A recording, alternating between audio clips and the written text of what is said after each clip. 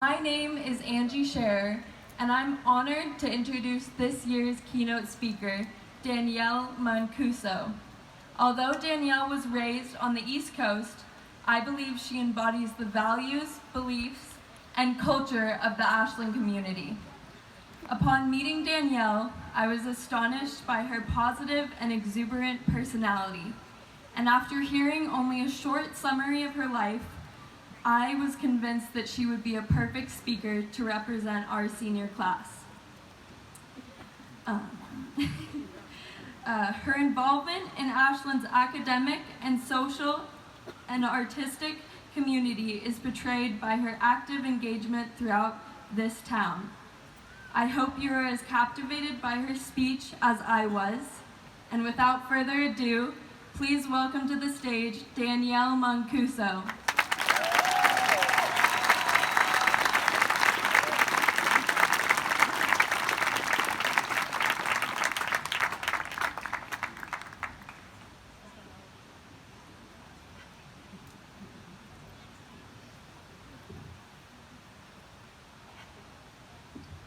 I don't know how to follow those acts. Well done. One more round of applause for our student speakers.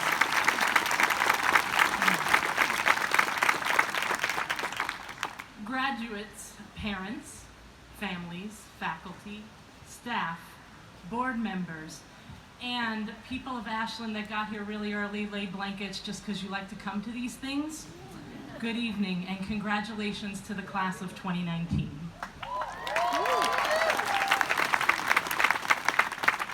Kind of weird that you're behind me. Okay. Thank you for inviting me to be a part of the commencement of your next chapter. It's a sweet and great honor to be here with you. My one hope today is to give you a gift. And maybe that gift is an inspiring thought, an evaluation of the voice you speak to yourself with, or the simple act of being really present with the grandness of all this pride that we're feeling for you. We have so few formal rites of passage, so just for a moment, take a look around you. What is your relationship to this park? Have you taken photos with friends here? Which trees have you sat under? Have you gotten into trouble here? Look around, choose a point of reference to remember, and consider what will it be like when you are reflecting on this moment, your high school graduation, in a few weeks or even years. How might your life be different? How might you be different from this moment, soon to become a memory? After I reflected on the invitation to speak at a high school graduation, I thought about my own experience in high school. It was not so good. I mean, granted, there were some fun experiences, though nothing like 600 ducks on a quad or a winter formal where the lights came on. I hear those were great. I grew up and went to high school in New York. I had friends in high school, but I was bullied a lot for being queer. The depression that came from the bullying caused me to barely pass my classes in my junior year. My teachers were everything. They were beyond supportive, generous, and gracious. Thank you, teachers.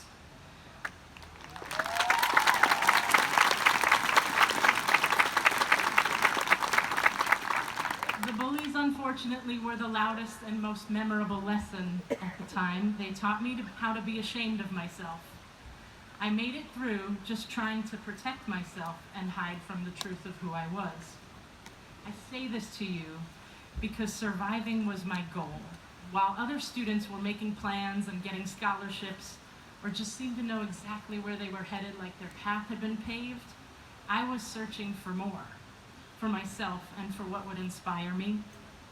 For those of you who do not have it figured out yet, know that you're not alone, and please remember to look for the beauty, the truth, and the gentleness in yourself and in the world. It's there, I promise. And if you need help finding it, come find me. I work at SOU in the Stevenson Union, and let's talk.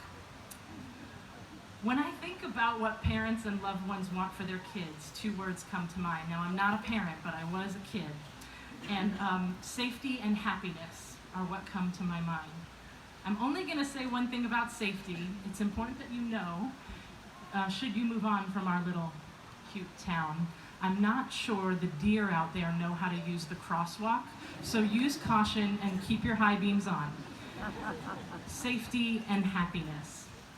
I think about happiness as a feeling, an experience that we long for, and it's funny because I think the opposite of happiness is longing. Sometimes if I'm feeling happy, I ask myself, how can I be happy when there's so much injustice in this world? Why is happiness the goal? We are living in challenging, scary, and unjust times, so how can happiness be the thing we strive for? Why is that so important, and where does love fit in? Cornel West says, justice is what love looks like in public. We are living in a world where we see injustice every day, and you are the future to continue to address these issues, and the world needs you. We tend to assume that circumstances like salary or job title play the biggest role in our happiness, but research suggests that as long as our basic needs are met, our thoughts, our actions, and our connections to others are actually what has the largest effect on our happiness. So I think that rather than asking ourselves, am I happy? We reframe the question to say, how can I be more loving in this moment and in this life? Happiness is a feeling you get from a process, and the process is being more loving. So graduating class, families, faculty, Ashland people who just love to come to these things, let's make something. Let's make something great. Let's make a world that is more loving. Now, the quest to be more loving means we never give up on ourselves. In fact, we take time to honor our process. It took me a long time to figure out that education was actually important to me. After high school, I was so lost. I had no plan, but I was creative, and I had a sense of adventure. And I tried many different cities and many different jobs, including like parakeet trainer and tattoo shop receptionist. I'm a big advocate for you do you. In my current work at SOU, I strive to help build community and assist college students experience a sense of belonging. I facilitate new student orientation programs. Outside of work, I run a community storytelling event called The Lantern.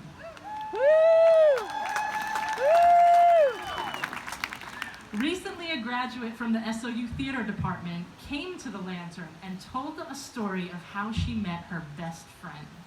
And let me tell you, when a theater major tells a story, what a show.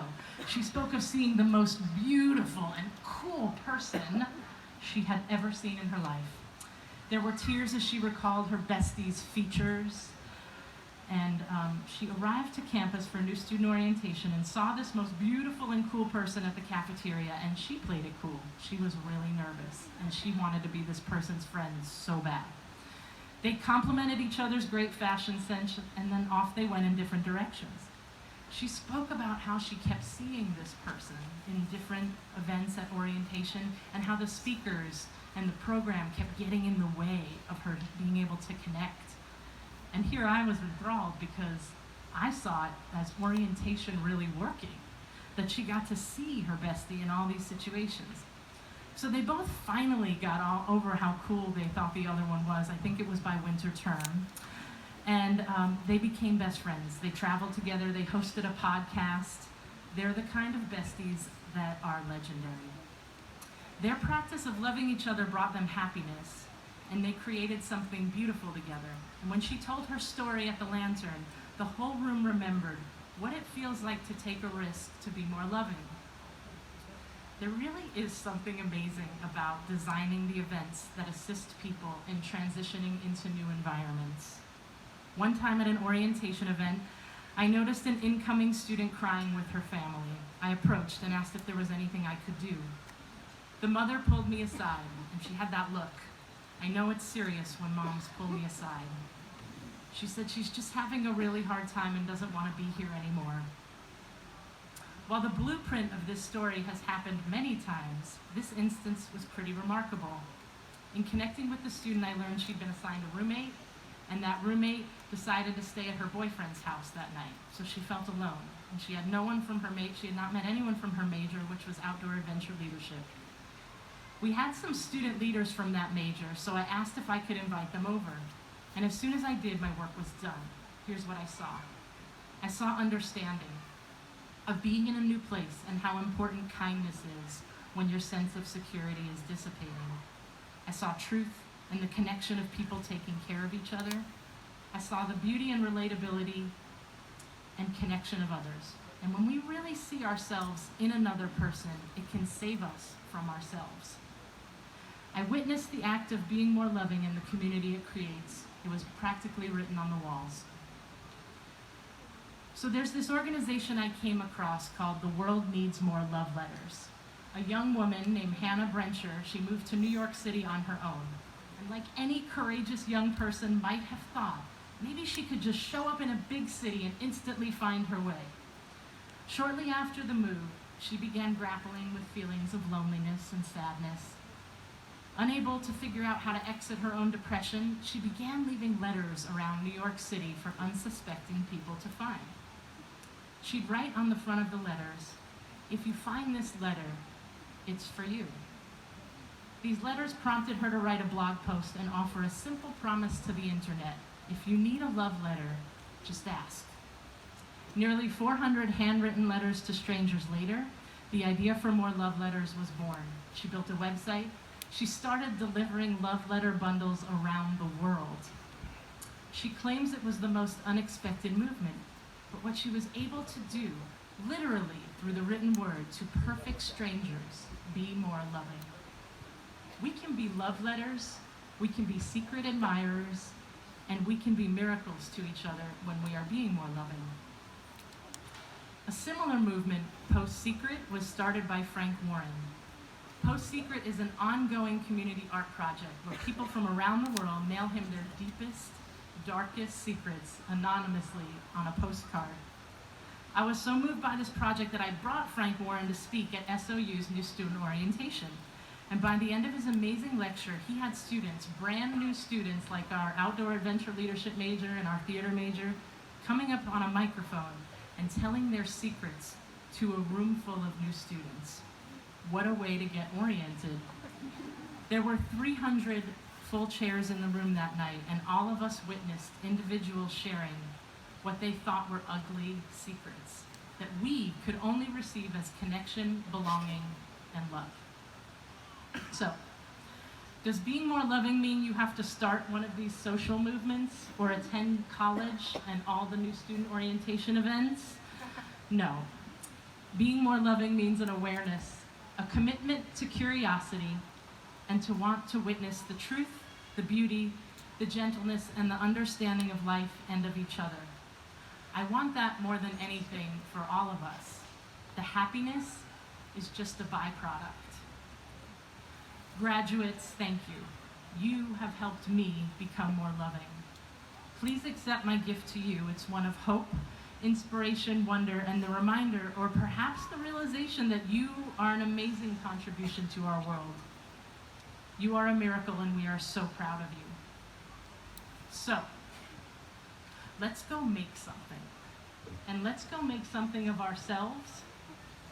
Let's be understanding. Let's be courageous. Let's be love letter writers, truth seekers, and truth tellers. Let us make a better world. Let us together be safe and more loving right here and out there. Thank you and congratulations.